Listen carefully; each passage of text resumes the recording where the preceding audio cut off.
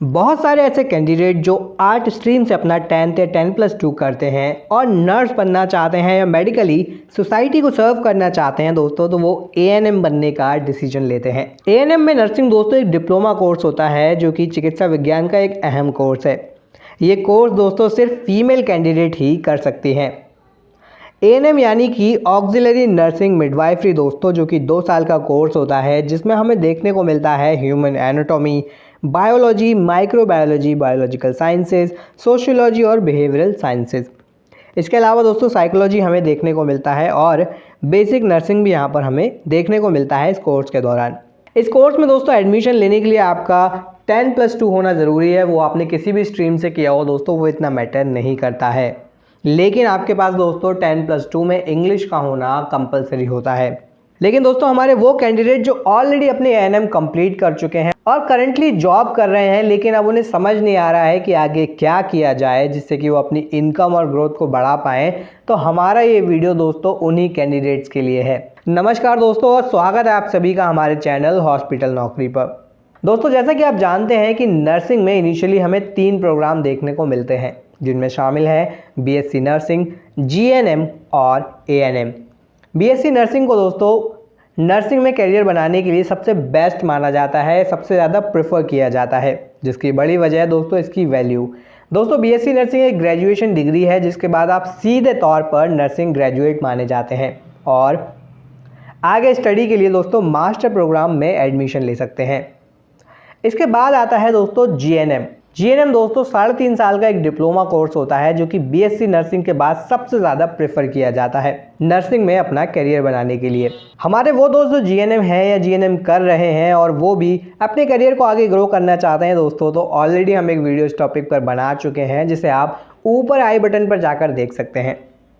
दोस्तों जीएनएम में जो टाइम पीरियड रहता है वो 3 साल का रहता है, जबकि 3 इयर्स कंप्लीट होने के बाद दोस्तों आपको 6 मंथ की दोस्तों एक ट्रेनिंग या इंटर्नशिप करनी होती है। इसके बाद दोस्तों जो तीसरा कोर्स आता है वो है एएनएम का। एएनएम भी दोस्तों जीएनएम की तरह एक डिप्लोमा प्रोग्राम होता है जिसकी ड्यूरेशन 2 इयर्स होती है। अब क्योंकि जीएनएम और एएनएम दोनों डिप्लोमा प्रोग्राम्स हैं, तो ऐसा बिल्कुल नहीं है दोस्तों कि ये दोनों प्रोग्राम एक जैसे हैं या सिमिलर हैं। इन दोनों प्रोग्राम्स में दोस्तों हमें कुछ डिफरेंसेस देखने को मिलते हैं। अगर हम कुछ डिफरेंसेस की बात करें दोस्तों, तो एएनएम और जीएनएम की अगर एलिजिबिलिटी क्राइटेरिया की बात करें दोस्तों, तो एज आपकी मिनिमम 17 ईयर होनी चाहिए और मैक्सिमम 35 होनी चाहिए। एएनएम के लिए दोस्तों आपने 12th किसी भी स्ट्रीम से कर रखा हो, चाहे आपने साइंस से किया हो, आपने मैथ से किया हो, आर्ट से किया हो, कोई भी सब्जेक्ट हो दोस्तों आपके पास, लेकिन आपका 10+2 कंप्लीट होना चाहिए। वहीं दोस्तों जीएनएम में जो क्राइटेरिया होता है वो आपने वहाँ पर दोस्तों आपको 10+2 साइंस के साथ में होना ज़रूरी है और कम से कम आपके 40% मार्क्स होने चाहिए, जिसमें इंग्लिश जो होता है दोस्तों वो आपका नेसेसरी होता है। एएनएम में दोस्तों कैंडिडेट को मेडिकली फिट होना भी ज़रूरी होता है, क्योंकि ऐसा ना हो दोस्तों आपको मेडिकली कोई प्रॉब्लम हो और उसके बाद आप एएनएम करें तो वो दोस्तों वहाँ पर एप्लीकेबल नहीं होता है। वहीं जीएनएम में दोस्तों इस तरह का टर्म हमें देखने को नहीं मिलता है। एएनएम में दोस्तों एडमिशन लेने के लिए जैसा हमने बताया दोस्तों आपका 10+2 होना ज़रूरी है, किसी भी स्ट्रीम से, किसी भी स्कूल से आप तो वहाँ पर एलिजिबल माने जाएंगे। वहीं दोस्तों अगर आप जीएनएम करना चाहते हैं तो आपका 10+2 होना चाहिए, मिनिमम 40% मार्क, या फिर दोस्तों आपका एएनएम कंप्लीट होना चाहिए किसी भी ऐसे रिकग्नाइज स्कूल से दोस्तों जो कि इंडियन नर्सिंग काउंसिल में रजिस्टर्ड है या उससे पहचाना जाता है। अगर हम दोनों कोर्सेज में दोस्तों सब्जेक्ट के डिफरेंसेस को देखें तो एएनएम में हमें सब्जेक्ट देखने को मिलते हैं medical surgical nursing, health promotion, primary health care nursing, child health nursing, midwifery, health centre management, community health nursing, mental health nursing, gynaecology and midwifery and mandatory 6 month internship.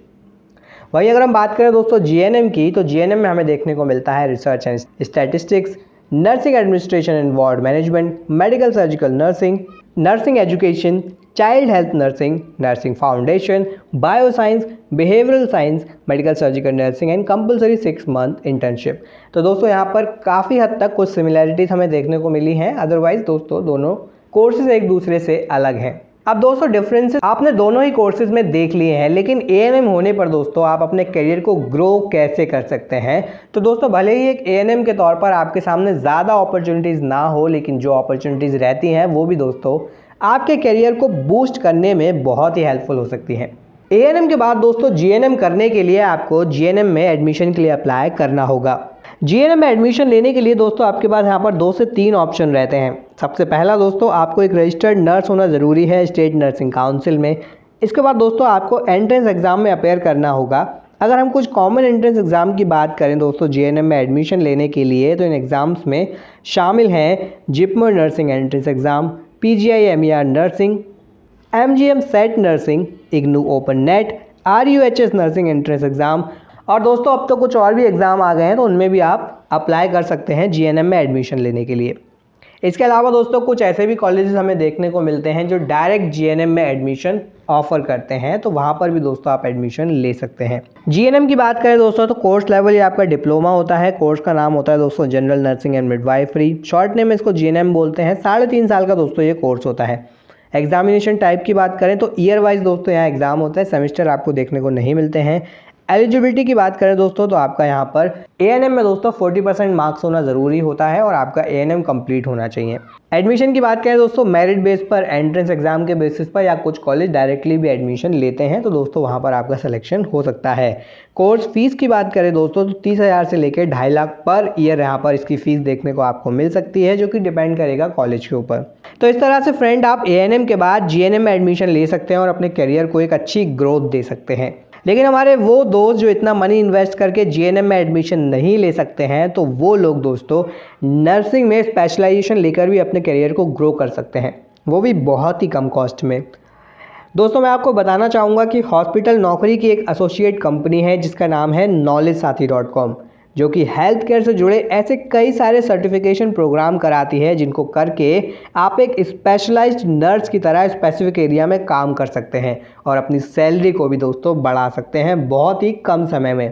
अगर मैं knowledge साथी के कुछ specialised courses की बात करूं दोस्तों तो इसमें शामिल है role of a nurse in critical care unit. ठीक है, ये दोस्तों कोर्सेज हैं हमारे जो कि एक एएनएम के तौर पर आप इन कोर्सेज को कर सकते हैं और फिर अपनी सैलरी और पोस्ट को दोस्तों बढ़ा सकते हैं आप, क्योंकि ये सभी दोस्तों सर्टिफिकेट वैल्यू प्रोपोजिशन है इन सभी सर्टिफिकेट का, और किसी भी हॉस्पिटल में दोस्तों आप इन सर्टिफिकेट के बेसिस पर फिर आगे अप्लाई कर सकते हैं इन पोस्ट के लिए। पहला जो कोर्स दोस्तों हम प्रोवाइड करा रहे हैं वो है certificate in role of a nurse in critical care unit. एक आईसीयू में एक नर्स का क्या रोल और रिस्पॉन्सिबिलिटी होता है, तो ये दोस्तों कोर्स है, इसको आप ज्वाइन कर सकते हैं। इसके अलावा दोस्तों certificate in role of a nurse in NABH hospital, एक एनएबीएच हॉस्पिटल में दोस्तों एक नर्स का क्या रोल होता है, तो ये भी दोस्तों कोर्स है जिसको आप ज्वाइन कर सकते हैं।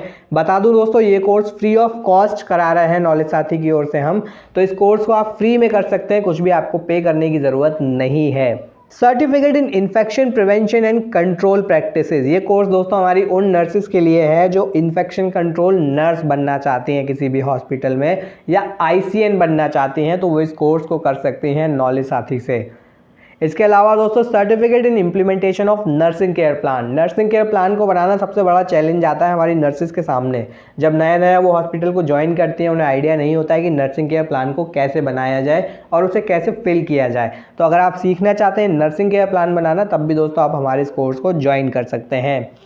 उसके अलावा दोस्तों certification in importance of dose calculation for drugs, यानी कि दोस्तों ड्रग में आपको डोज कैलकुलेशन करना हो, कितना डोज किसको देना है, कितनी देर में डोज देना है, वो सारी इन्फॉर्मेशन से दोस्तों अपडेटेड आपको होना पड़ता है, नहीं तो गलती होने के चांसेस बहुत ज़्यादा बढ़ जाते हैं। इसलिए अगर आपको पता लगाना है कि आपको कितना डोज देना है, कितनी देर में डोज देना है, डोज देने का तरीका क्या होना चाहिए, तो वो दोस्तों इस सब को जानने के लिए आप हमारे इस कोर्स को ज्वाइन कर सकते हैं।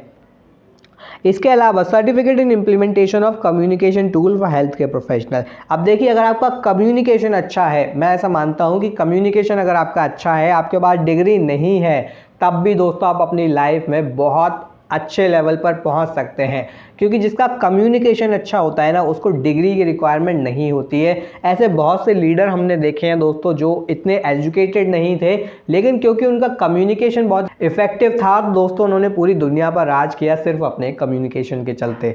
तो आप भी एक नर्स के तौर पर दोस्तों अपने कम्युनिकेशन को भी इम्प्रूव करिए। तो दोस्तों ये कुछ कोर्सेज हैं जो नॉलेज साथी प्रोवाइड कर रहा है। इन कोर्सेज को दोस्तों आप नॉलेज साथी की मोबाइल ऐप से कर सकते हैं, वेबसाइट आपको विजिट करने की ज़रूरत नहीं है। मोबाइल ऐप का लिंक दोस्तों हमने ऑलरेडी डिस्क्रिप्शन बॉक्स में दे रखा है, आप वहां से मोबाइल ऐप को इंस्टॉल कर सकते हैं और हमारे इन कोर्सेज को ज्वाइन कर सकते हैं बहुत ही कम कॉस्ट में। दोस्तों जीएनएम करने की रिक्वायरमेंट भी आपको नहीं होगी अगर आप इन कोर्सेज को कर लेते हैं। तो दोस्तों ये था हमारा एक वीडियो जिसमें हमने बात की एएनएम के बाद आप क्या कर सकते हैं और किस तरह से अपने करियर को ग्रो कर सकते हैं। आशा करते हैं दोस्तों वीडियो पसंद आया होगा। आपको पसंद आया हो तो लाइक और शेयर तो जरूर करना है, आपको सब्सक्राइब जरूर करिएगा और ज़्यादा से ज़्यादा दोस्तों चैनल को शेयर करिएगा अपने दोस्तों के साथ, जिससे कि और लोग दोस्तों इस अच्छी वीडियो के बारे में, इस सुंदर वीडियो के बारे में दोस्तों, इस इन्फॉर्मेटिव वीडियो के बारे में ज़्यादा से ज़्यादा जान पाएँ। वीडियो में दोस्तों आप हमारे साथ अंत तक जुड़े रहे, उसके लिए आप सभी का धन्यवाद।